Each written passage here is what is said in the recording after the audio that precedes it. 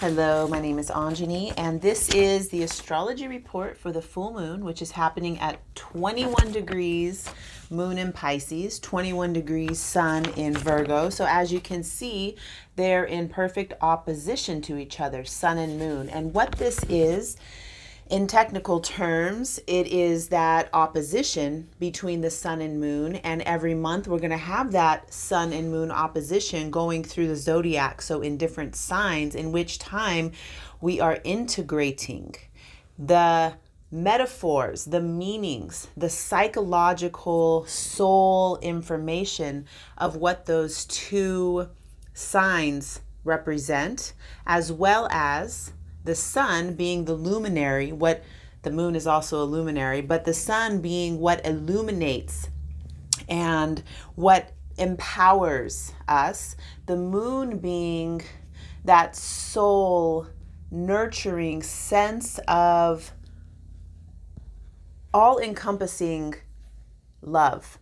The moon represents the way that we heal and nurture ourselves. So every month we have a chance to integrate these two things. In our current culture, in America anyway, we relate the solar aspect to masculinity, and we relate the lunar aspect of the moon to femininity.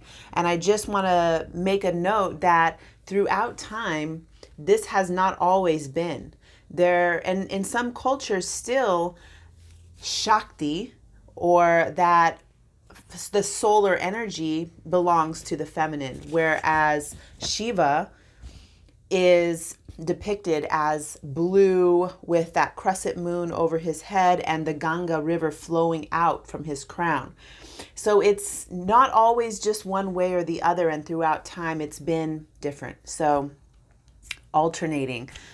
What we are given this opportunity to do is to merge that solar lunar energy into its unity, into its wholeness, which I feel is what we are doing on the planet right now, merging the bridge, becoming that bridge between heaven and earth, hot and cold, feminine, masculine, being able to merge those two. So let's look at what we have here. Let's start with the moon.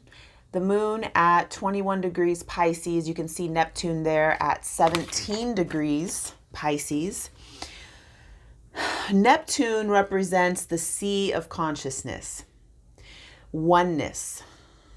Neptune is like looking out the window and realizing that there is that plane of glass that's separating you from what you see on the other side, but that there is something outside also looking in at you. So sometimes when I'm gazing up at the stars at night, I'm having this realization that I think that I'm gazing at the stars. And I have an inner knowing that the stars are also gazing back at me. There's this duality that's happening to express infinite love and unity. So that probably doesn't make much sense. And Neptune and Pisces don't make much sense to the rational mind, because this is universal love, the love that sees trauma, pain, and suffering just as holy and beautiful as bliss, joy, and ecstasy. So right now with the moon, which is the way we heal ourselves, the way we nurture and love ourselves, being next to Neptune, so close at the time of this opposition, I get this sense of merging that universal love that holds everything in the universe together into our soul, into our psyche, and having that feeling deep down within. It could be in dreams. Like sometimes when you have a dream, it's so vivid and real to your consciousness that it changes you, because it's like you've lived that experience of what happened in the dream. And for myself, I know I wake up feeling like I've gained something, that I've had a meeting of a sort inside that that changes my perspective, the way that I view reality. So we have that going on. And then in opposition to that, you can see there's a lot going on here in Virgo. I'm only going to talk about the Sun and Mars today in this video because I'm going to keep this very short. The Sun in Virgo is the way that we go about practicality. So I took some notes. I want to Pisces. What must be accepted for what it is. Pisces and also Neptune represent timelessness. And I talked about that in a sort of chaotic kind of a way, which Pisces and Neptune are. They feel like that. They feel like there is no definition. They are the enigma. Okay, so this opposition, I wrote healthy, productive. That's Virgo. Virgo wants to be healthy and productive. And we're merging that healthy production, the way that we are productive in life, doing the mundane tasks of day-to-day reality, merging that with the perfection of the universe, timelessness. So the patterns of existence, that's what Virgo's representing, the patterns of existence, merging with the infinite deep sea of consciousness that Pisces and Neptune represent. So Virgo over here next to Mars gives us, well, first of all, Mars represents our will and our power and the way we assert ourselves. It is a fiery nature that has this get up and go. It's action oriented. It wants to be moving and doing. When you put Mars with the Sun, there is this excess amount of energy that wants to go and get things done, do all those little tasks. And that's what was really coming through today as I was sitting with myself on this full moon during my rituals and ceremonies that I did on my own today. The message that came through, that's coming through right now also, is that we need to take action. There is this sense in new age, I get this stutter when I say it, of just like, oh, it is what it is, and let it be, and this love, and it's all happening. And there's all these words that we use to talk about the infinite, the ineffable, the things that have no definition or words. And yes to that. And also, we do need to take action, be action oriented. Have your list, go through it and do those things. Sort out the laundry piles, give away the things you don't need.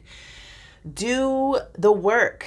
Allowing these things to merge and integrate. Do your sacred work. That's directly from my journal notes. Do your sacred work. Be proactive. Invest some effort toward the flow. Like a sailboat and a canoe need human intervention to get to where we want to go. Without that human intervention, the canoe or the sailboat will end up on the shore. But we can do some work. We can paddle and direct and shift in ways that feel right to us. That is getting us to where we want to be. So this is that Mars Sun energy of Virgo.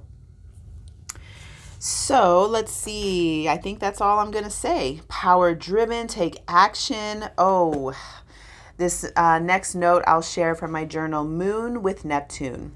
This is the womb, the amniotic fluid of the universe. So getting that imagery of the moon with Neptune in Pisces, the womb, Jagat Yoni, the universal womb, the universal mother that birthed us all, which all life emerges from, this collective dream and imagination of existence. So now when we see that, we're merging our will, our power to take action, and recognizing that we are fully supported in this loving fluid. We can consider the ocean. And when you go into the ocean and you're floating, I've shared this story once before about the time I got lost to sea and did a rookie move and climbed down a cliff with a boogie board and went out into the water, and the tide, whoa, I was out for 3 hours and I really thought I was going to die that day and was struggling a lot to get back to the shore. And after my back was blistered with sun blisters, I had never had that experience before. And the sun was going down. I let go and I surrendered, and I actually had the contemplation of my death at 18 years old. And in that moment of surrender, I completely stopped fighting the ocean and looked down at the water, stopped looking at the shore, stopped looking at the horizon line of infinite ocean that was behind me. And I just looked straight down and I relaxed my body, relaxed my breath, and not suddenly, I caught a wave. And little by little, those waves took me back to shore. And then at that point, I was able to steer and direct a little bit to where I wanted to go.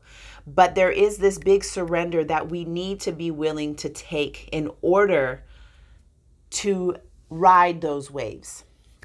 So there, I'll leave it there. Thank you so much for watching the video. I look forward to connecting with you soon.